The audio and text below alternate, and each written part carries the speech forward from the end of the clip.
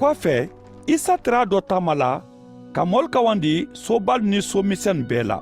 a tɛrɛ ala la mansaya kibaru ɲuman lasela alu bɛɛ ma. alakiladen mɔ 12 tɛrɛ a fɛ ani musolu fana bilanen tɛrɛ a kɔ. jinɛjulu tun bara gwɛn ka bɔ mɛni fɛ ani mɛni na jankoro tun bara danda ani mariyama a tɛrɛ fɔlɔ mɛn ma ko makidalaka. jinɛju 7 gwɛnda ka bɔ o mɛn fɛ ani suza muso yohani herɔdi la ko ɲɛnabɔla ani susana ani muso siyaman gbɛrɛlu mɛn tɛrɛ alu ma ko ɲabɔla. ka jama to ladɛ la ani mɔli tɛrɛ bɔla so bɛɛ la ka na ma a kumada kolankoma le dɔ ko si foyi la do bɔda ka wa si foyi diya k'a to si foyi la si dolu beda silada fɛ taminbatɔlu ka si wolu dɔ dɔn alu sen na ani samakɔnɔlu nada wolu ta ta. nba dolu beda fadamayɔrɔ kan wolu fɛdɛnda kɔni alu ma mɛn alu bɛɛ jada k'a masɔrɔ sumaya tun tɛ yɔrɔw dɔ.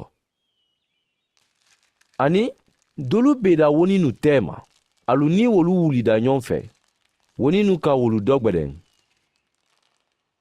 nba dolu beda duduman dɔ ka fɛdɛn ka bonya ka den kɛ ka alu ɲɔgɔn kɛmɛ kɛ. k'a to o fɔ la a ka kan nabɔ k'a fɔ ko tolo ye mɛn ma o t'i ye a toloma lɔ. alakarandenu ka ma ɲininka ko kolankoma nin kɔrɔ ye mun di. a k'a fɔ ko ala la mansaya ko don nɛnu lɔni dinɛ alu le ma kɔni k'olu ye fɔla mɔgwɛrɛlu ɲɛ kolankomalu le dɔ kosa alu ye dɔgwɛli kɛ kɔni alu ka fosi ye ani alu ye mɛnni kɛ kɔni alu ka foyi faamu. nba kolankoma o kɔrɔ le nin si ye ala la kuma le di. mɛnu beda silada fɛ wolu ye a mɛnna kɔni ibilisa dina kuma ta k'a bɔ alu jusukun dɔ kosa alu kana dɛnkɛnɛya ka kisi. mɛnu ye fadamayɔrɔ dɔ ni wolu k'a mɛn alu di kuma mina sɛwa dɔ kɔni lilin tɛ wolu la dɛnkɛnɛya ye waati le di kɔni kɔdɔbɔli waati ba se wolu di be. mɛnu beda wonimayɔrɔ dɔ wolu di kuma mɛn kɔni wolu b'a kɛ wulila alu di dɔ gbɛdɛ alu la haminankolu ni nafoloko ni diyanankolu bolo ani alu denu tɛ kɔ la. mɛnu beda duduman dɔ wolu b'a kuma mɛn wolu di alu fasa ma tuɲa ni miiriya ɲuman dɔ ka jiri sabari dɔ.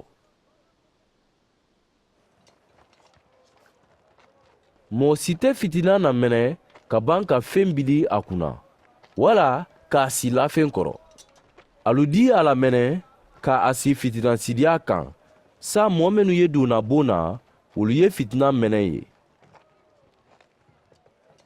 ba fɛn donnɛ bɛɛ di ye wala bundusi tɛ yen mɛn tɛ lɔn k'a bila gwɛ dɔ. o dɔ alu ye alu janto alu lamɛnni ɲa dɔ ba do ye mɛn bolo siyamandi di o ma fɛn tɛ mɛn bolo hali o miiriya ye ko mɛn ye a bolo o di bɔ a bolo.